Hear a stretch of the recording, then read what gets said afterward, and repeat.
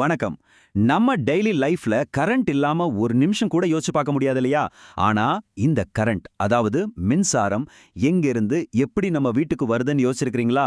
இன்னைக்கு அதோட அந்த பெரிய பயணத்தை பத்தி தான் நாம பார்க்க போறோம். சரி வாங்க, ஒரு இன்ட்ரெஸ்டிங்கான கேள்வியோட ஆரம்பிக்கலாம். வானத்துல பயங்கரமா வெட்டுற அந்த மின்னலுக்கும் உங்க கையில இருக்கிற குட்டி டிவி ரிமோட்டுக்கும் என்ன சம்மந்தம் இருக்கும்னு நினைக்கிறீங்க?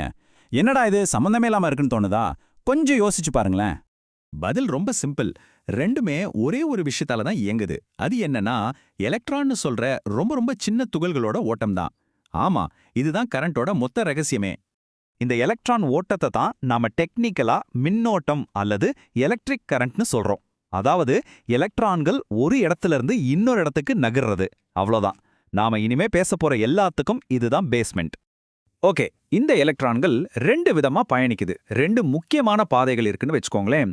ஒன்னு நேர் மின்னோட்டம், இங்கிலீஷ்ல சொன்னா டைரக்ட் கரண்ட், ஷார்ட்டா டிசி. இன்னொன்னு மாறுதிசை மின்னோட்டம், அதாவது ஆல்டர்னேட்டிங் கரண்ட், ஷார்ட்டா ஏசி. இப்போ இது ரெண்டுக்கும் என்ன வித்தியாசம்னு பார்த்தா அதுதான் செம இன்ட்ரெஸ்டிங். டிசி கரண்ட் இருக்குல்ல, அது பேட்டரியிலேருந்து வர்ற மாதிரி ஒரே டைரக்ஷன்ல ஒரு ஒன்வே ரோட்ல போற மாதிரி நேரா போகும். ஆனா ஏசி கரண்ட் அப்படி இல்ல. பவர் ஸ்டேஷன்லேருந்து வர்ற இந்த கரண்ட் ஒரு செகண்ட்ல பல தடவை முன்னாடியும் பின்னாடியுமா தன்னோட டைரக்ஷனை மாத்திக்கிட்டே இருக்கும். நம்ம டெய்லி லைஃப்ல யூஸ் பண்ற நிறைய பொருட்கள் இந்த டிசி கரண்ட்ல தான் ஓடுது. யோசிச்சு பாருங்க, நம்ம ரிமோட், போன்ல இருக்கிற பேட்டரி, டார்ச் லைட், ஏன் சில வெஹிக்கிள்ஸ்ல இருக்கிற ஃபியூவல் செல்ஸ், வீட்டு மாடியில இருக்கிற சோலார் பேனல்ஸ்னு இது எல்லாமே டிசி கரண்ட்டை உருவாக்குறது தான். சரி, இந்த பேட்டரி சோலார்லாம் சின்ன சின்ன விஷயம். ஆனா நம்ம வீட்ல ஃபேன், லைட், ஃப்ரிட்ஜ்னு எல்லாத்தையும் இயக்குற கரண்ட் அது எப்படி பல 100 கிலோமீட்டர் தாண்டி நம்ம வீட்டுக்கு வருது? அதுதான் ஏசி பவரோட பிரம்மாண்டமான கதை. இந்த பயணம் 4 முக்கியமான ஸ்டேஜை தாண்டி வருது. முதல்ல பவர் பிளான்ட்ல கரண்ட்டை உருவாக்குறாங்க. ரெண்டாவது, அங்கிருந்து ரொம்ப உயரமான ஹை வோல்டேஜ் கம்பிகள் வழியா ரொம்ப தூரம் அனுப்புறாங்க. மூணாவதா, நம்ம ஏரியாவுக்கு வந்ததும் அங்க இருக்கிற டிரான்ஸ்ஃபார்மர் அந்த பவரை நம்ம வீட்டுக்கு ஏத்த மாதிரி பாதுகாப்பான லெவலுக்கு குறைக்குது. கடைசியா நம்ம வீட்ல இருக்கிற ஃபியூஸ் பாக்ஸ் அதை ஒவ்வொரு ரூமுக்கும் ஒவ்வொரு சுவிட்சுக்கும் பிரிச்சு கொடுக்குது. இப்படிதான் நம்ம வீட்டுக்கு கரண்ட் வருது. பவர் பிளான்ட்னு சொன்னா அதுல பல வகை இருக்கு. சிலது நிலக்கரியை எரிச்சு வேலை செய்யும், சிலது அணுசக்தியை யூஸ் பண்ணும். புவி வெப்பம், காத்து, தண்ணின்னு பல வழிகளில் கரண்ட் எடுக்கிறாங்க. ஆனா இதுல ஜாஸ்தியான பவர் பிளான்ட்டோட அடிப்படை கான்செப்ட் ஒண்ணுதான். ஏதாச்சும் ஒரு எனர்ஜியை வச்சு தண்ணியை கொதிக்க வச்சு அந்த நீராவில ஒரு ஜெனரேட்டரை சுத்த வைக்கிறது. அப்போ அந்த ஜெனரேட்டருக்குள்ள அப்படி என்னதான் இருக்கு? ரொம்ப ஆச்சரியமான விஷயம்.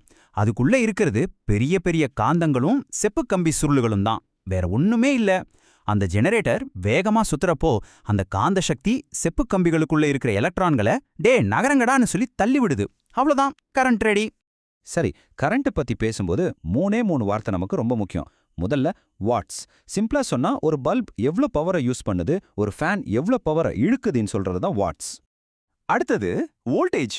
இது அந்த ஒயர்ல எவ்வளோ கரண்ட் பவர்ஃபுல்லா இருக்கு, அதாவது அதோட அழுத்தம் எவ்வளோ அப்படின்னு சொல்றது. ஒரு தண்ணி பைப்ல தண்ணி எவ்வளோ ஃபோர்ஸா வருதுன்னு சொல்றோம்ல, அந்த மாதிரி. கடைசியா ஆம்ஸ். இது எலக்ட்ரான்களோட வேகம். அந்த பைப்ல தண்ணி எவ்வளவு வேகமா ஓடுதுன்னு சொல்ற மாதிரி எலக்ட்ரான்கள் எவ்வளவு வேகமா போகுதுன்னு சொல்றதா ஆம்ஸ். இந்த மூணும் சேர்ந்தாதான் கரண்டோட முழு கணக்கு நமக்கு புரியும். சரி, இவ்ளோ பவர்ஃபுல்லான கரண்ட் தொட்டா ஷாக் அடிக்கும் சொல்றோம். ஆனா அது எப்படி அந்த மில்லிஸான வயருக்குள்ள மட்டும் அடங்கி வெளியே வராம இருக்கு? இதுக்கு காரணம் 2 விதமான பொருட்கள். சில பொருட்கள் கரண்ட்டை ஈஸியா அது வழியா போக விடும். அத கடத்திகள்னு சொல்றோம். மெட்டல்ஸ், தண்ணி மாதிரி. இது எலக்ட்ரான்களுக்கு ஒரு சூப்பர் ஹைவே மாதிரி. ஆனா சில பொருட்கள் கரண்ட்டை கொஞ்சம் கூட நகர விடாது. அத மின் காப்பான்கள்னு சொல்றோம். ரப்பர், பிளாஸ்டிக், கண்ணாடி மாதிரி. இது அந்த ஹைவேக்கு 2 பக்கமும் இருக்கிற தடுப்புச் சுவர் மாதிரி.